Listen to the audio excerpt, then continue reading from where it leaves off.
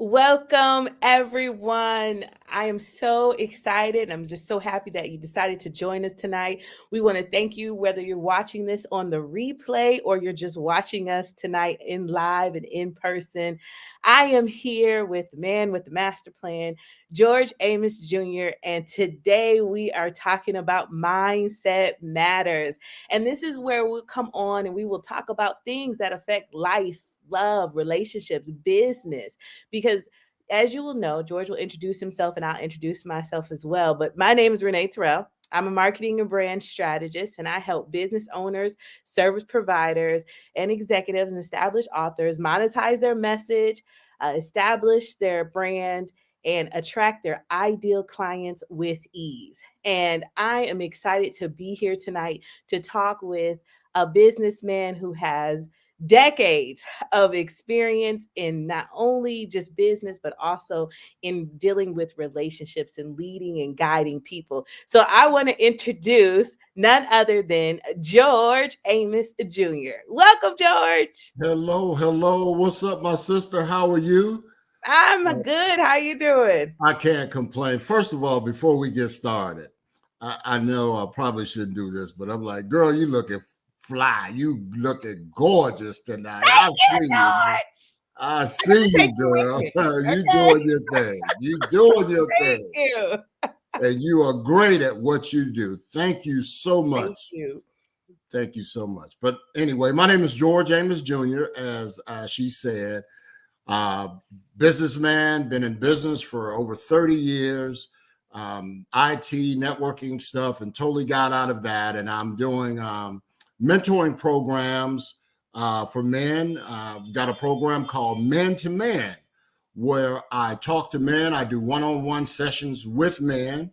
I do video sessions with men as well. And that's my man to man program. I also have a program that I do. It's called Huddle Talks. With Huddle Talks, it's for men only, where we meet monthly. Actually, we're going to be meeting tomorrow at a different location. This time, we're going to be meeting at Pro Cuts Hair Barbershop, downtown Atlanta. It's called Pro Cuts Barbershop, and we'll be meeting there tomorrow night, 6:30, for a huddle talk. Also, ladies, I haven't forgotten you. I got something for the ladies too. Mentality. I have a program for ladies called Mentality, understanding the mind of a man. Understanding the mind of a man. And it's called Mentality. Um, I have my own clothing line called Jaguar Fashions. I do several things in business and I'm excited about it. So that's me in a nutshell. I'm married for 27 years, three children and grandchildren. So that's me. Well, to learn more about George, you can always visit the website that we have showing up, theamoshift.com. But tonight we are going to talk about something that affects everyone, and it is called Mindset Matters. Your mind is the thing that directs you, guides you in terms of where you're going to go next. How you think about a thing is how you deal with it. Whatever you focus on, you empower and you enlarge. And with Mindset Matters, we want to focus in the different areas, especially as it relates to business, life, and relationships, because with those things, they all commingle in some way, shape, or form. And if one is off kilter, it can definitely affect the other. And so tonight, we're going to talk about something that many people deal with, but don't talk about, and that's quiet desperation. The Mm. pressure is crushing me. And that deals with life all around. A lot of people are showing up, they have smiles on their faces, they're working, they're functional, they're successful, but deep down, dealing with the pressures of life. And pressure is not just pressure from work, pressure from family, but the pressure from within to achieve your goals, the things that you want to do in your life, to be able to have the dream that's in your mind actually manifest in life. How do I get to point A to point B when there's all these challenges, all these things externally and internally that tell me I can't make it? It's not for me. And Mm. so when we think about quiet desperation, it boiled up because of a story that I heard a person tell about their life. And he was a successful man, had a lot of different things going on. He was about to publish his next book, was getting his PhD, was going around the country speaking to several people, and he was just overwhelmed and eventually felt like he was having a heart attack. And later they told him, "You weren't having a heart attack, you were having a panic attack. Hmm. What's going on?"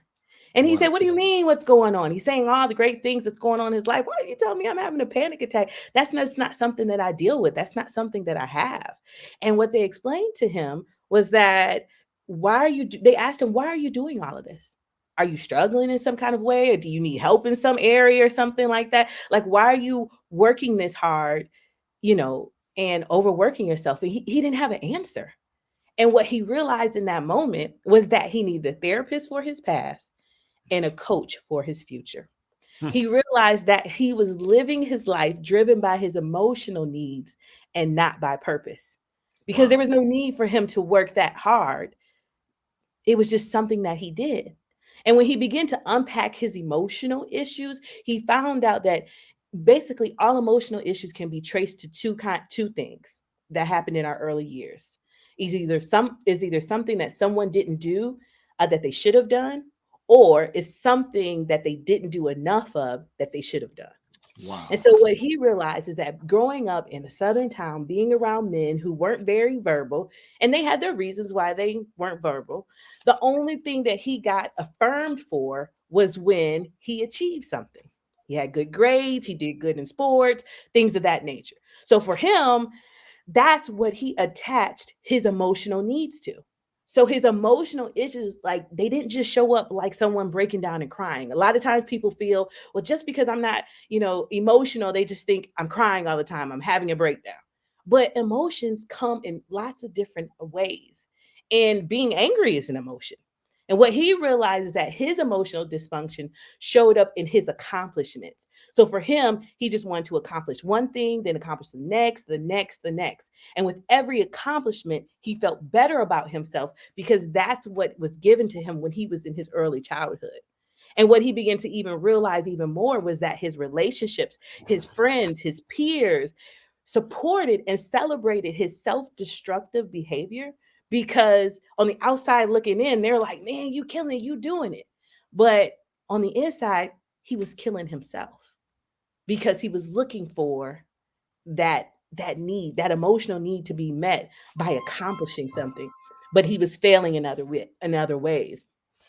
And what it comes out to say is that basically you can't chase purpose and needs at the same time. And that Hmm. even though you may be successful in one area, what you might be doing is actually failing in another. So, what do you think about that, George, when we say that you can't chase purpose and needs at the same time?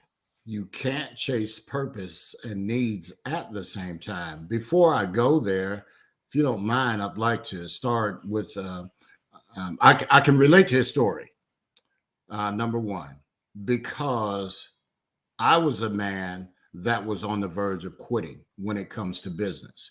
So I know the struggles, I know how tough it is. I've had so much experience in the past, and I've gained so much wisdom through reading and studying and courses and things that I've learned over the years. And my goal and heart is to be able to transfer that to men and women alike, because I've helped people over the years for a long time, and I've gained a lot of experience in that area. Actually, I just had a guy to sit down with me just last week. I believe it was last Thursday. I sat down with a gentleman who started a business. And in this business, he's a married man. He didn't make the bulk of the money in the household. The wife made the majority of the money. So she pretty much carries the financial load for the home, which is okay. I think that's great, if you can work together and it function that way, right? So he started a business, and through this business, he started to struggle. And the wife decided that she was going to pull out and not back him. And for a time, he was hurt, he was in pain, and could never deal with it. And the wife just decided that she was going to pull out. So he asked me advice and what should I do? He said, we've talked about it a little bit, but not really gone in depth. So I suggested to him, why don't you please go sit down with your wife and discuss it with her and let her know how this made you feel and what it did to you as a man. And he said, okay, tonight I'm going to do that. So he went that night, discussed it. I didn't have a clue if he was going to do it or not, but he did. He actually came back the next day and said, you are not going to believe this. I am blown away. God is just real. He is awesome.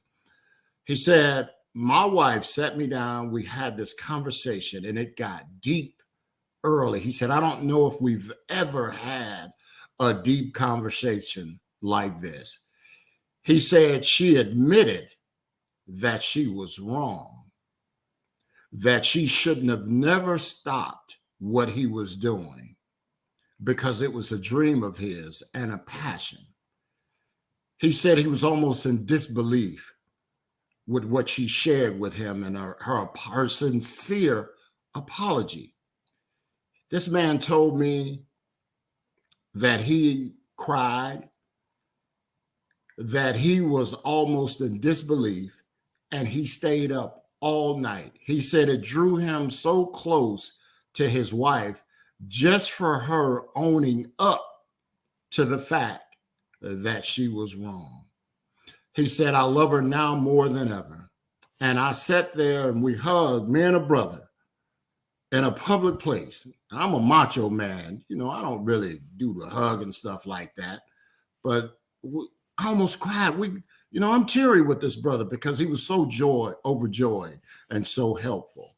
And it's just stories like that that I've helped people over the years through some of the quiet desperations that we're talking about. And what you're saying now and what we're discussing tonight about the quiet desperations, I feel as though that for men, I believe it's a void that we deal with as the quiet desperation.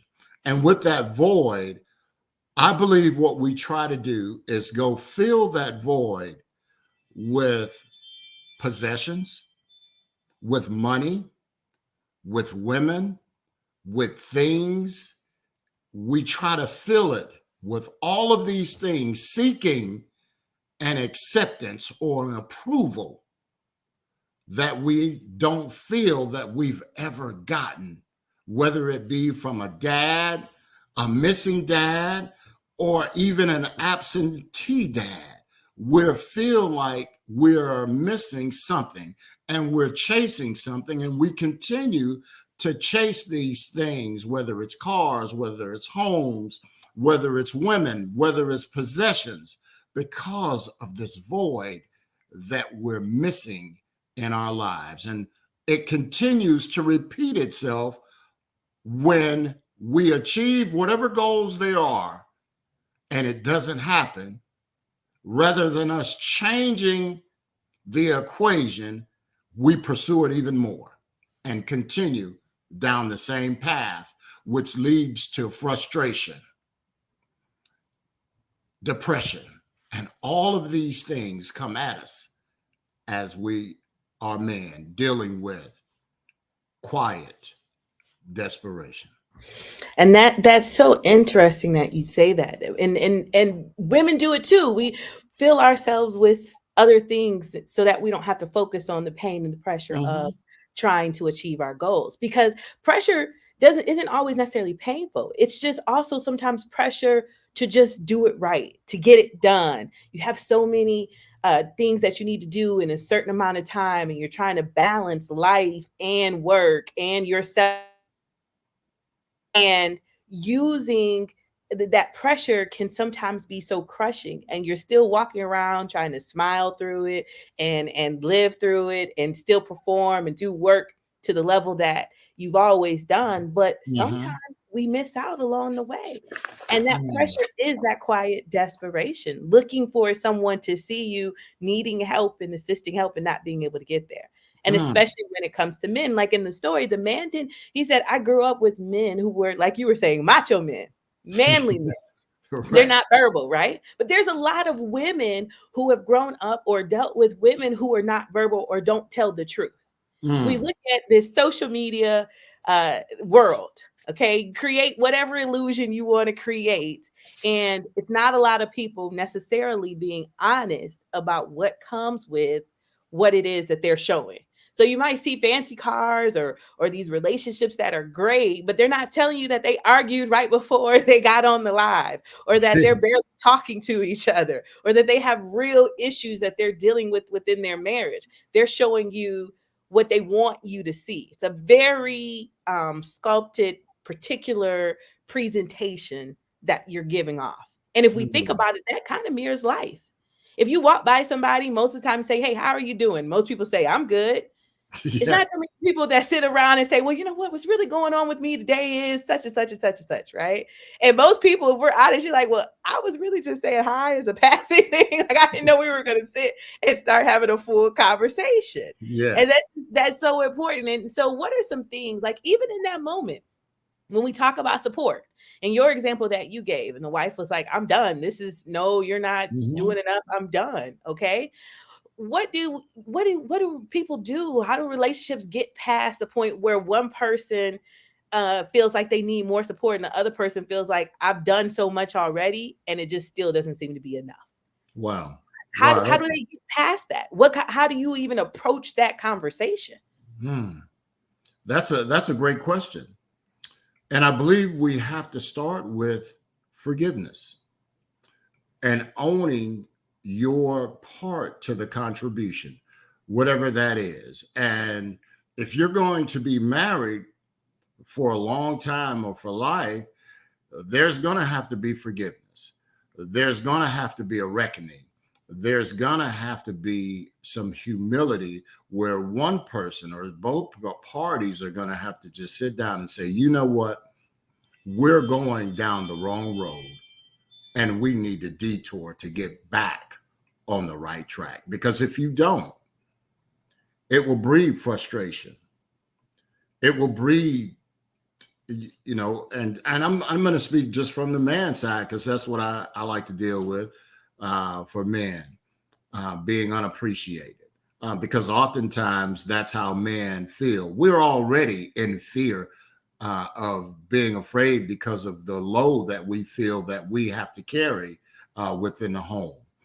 So we've already got a lot of stuff on our shoulders as well.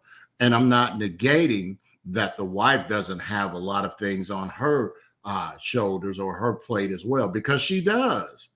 In a household with two people coming from two totally different backgrounds, you come in with a perspective of who you are and how you've grown up. She comes in with a perspective of who she is and how she's grown up. And you bring that into your marital relationship. And now you're coming from two different worlds, trying to now mold this together and think on the same page and the same place. So we've got to learn how to value one another for what they bring to the table, what she brings to the table, what I bring to the table. And if I'm a man that's the provider and the protector, then if she's coming in with her nurturing and loving, kind self, then we've got to learn how to embrace and appreciate the things that we both bring to the party and bring value to one another. But forgiveness is the key to functioning properly. Because if you don't forgive, you continue to function with a hard heart in that relationship. But any obstacle, whatever it is, I believe you can get over I believe you can get over it. I think that's really good when you talked about learning how to value what each person brings to the table and recognizing what each person brings to the table. Yes. Because whether it's even in business or again, personal relationships, you've got to know what people can do and how they help, and then Mhm. appreciating them for what they do bring, because that's going to breed them doing more of it. Right. So if I'm Mhm. constantly saying, this is a great job, your work is good, how you do it is amazing, and this is wonderful. I love it when you give me whatever your product or your service is. The more I hear that, the more I'm going to do that. The more I'm Mhm. going to give you of what you want, because now I know that, okay, you appreciate that. But then, like you said, in personal relationships, it's the same way. If you recognize that maybe you do make more money, but I add value in other ways. That's right. And you want to be appreciated for, bringing home the bacon and frying it up, right? You know what I That's mean? right. But that other person wants to be appreciated for how they help you decompress, right? How they help you think through things that you have Absolutely. issues with, how Mhm. they manage the kids, and That's right. and helping you build the life or the family that you want to have. Though that is a contribution as well. And I just loved how you said learning how to value what each person brings to the table is a good place to start. Yes. So if I can add to that as well, when I say add value, we have to learn to stay in our lane. It's just like when you ride down the interstate or you ride down the road, and if you're driving and there's two yellow lines and it says don't pass on each side, the lines are not there to hurt you. They are there to help you and to keep you safe. So there are boundaries that we must learn to walk in, because when we go outside of our lane, meaning that when we go outside of what we do well, then we're crossing over boundaries. And maybe that's an area that your spouse may function in well, or the relationships, the significant relationships that you are in. So we've got to learn to walk within those boundaries and figure out, what do I do well? What does he do well? What does she do well? And learn to function in that so we can walk in this thing together. But when we get outside of that, when we cross that yellow line, that double yellow line, that's when problems begin to occur. And just know the rules are not there to hurt you, the rules are there to help you, to keep you safe. And that's good, because that goes back into pressure. Some of the pressure that we're carrying are things that we're not supposed to even be carrying. That's right. We're worried about things that we shouldn't even, it shouldn't even be on our plate, right? That's We right. only need to worry about what's within our lane. But I think it's also important that, in addition to that, people clearly defining, okay, this is my lane, this is your lane, right? Right, And right. and agreeing on that, like, I should handle this because this is my lane and I'm good at that. And but you do this because this is your lane and you're good at that. And that's what makes it great. I was one of my friends, we are opposites in how we do stuff. And she told me one day, she was like, she's my tennis partner. And she told me, she said, we each have our own strengths, right? So she knows what she does well and it works for the group. You know what I mean? And I know what I That's do well and it works for the group. But it's necessary, because when we each operate in our lane and stay where we, operate the best, then it's always a great time. that's Always right. a great time. So to add to that as well, Renee, when you think about adding value, you add value to each other, but you add value to your home or to your the relationships that you're in. And when you learn and you understand that I can't do what I'm doing unless she's doing what she does. Mhm. And if she's doing what she does and I'm doing what I'm doing, then you function as a unit and you function properly in that relationship. Then you make each other better because you are walking in your lane. So then you do what you do, she does what she does, and you do it together. That's why you become who you are, because together you do what you do. I like that, George. That I like that, George. That was good. Together, you do what you Together. do. Hmm. Well, well, George, I mean, this has been fun. This has been so It much has fun been talking fun. about your mind because at the end of the day, you have to change your mind. You have to have the right That's right. perspective so that That's you right. can do whatever is necessary. So, George, go ahead, tell them again where they can find you, and if they want to know more, how can they reach out to you and connect with you? They can reach out to me at www dot the Amos Amos shift the Amos shift .com is my email, social media, the Amos Shift .com. You can also find me at Jagwear Fashions. That's my clothing line. That's JAGWEAR Fashions, FASHIONS, plural with an S. And you can also find me at George Amos. I also have a book out called The Amos Shift. Check me out. It's on all the platforms out there, Amazon and all the other places where you can find books, or you can go to my website, The Amos Shift, and purchase a copy of my book as well. All right. All right, that works. Well, that's how you can find George. And again, my name is Renee Terrell. I'm a marketing brand strategist. I help business owners, service providers, and established authors monetize their message, expand their brand, and attract their ideal clients with ease. So you can find me at Renee Motivates everywhere. And this has just been a great conversation. We will do this again called Mindset Matters, where we'll just pick a topic. We're going to talk about things that deal with life, love, and relationships, and how to navigate those challenges so that you can walk out the life that you want to have.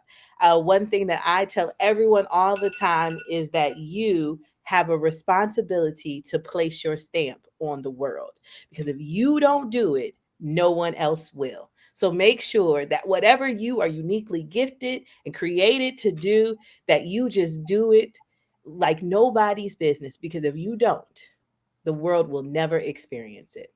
So until next time, thank you again Yes. for joining us. Thank you for watching it on the replay. And we look forward to seeing you, hearing from you next time. Good night. Good night. Thank you all. Peace.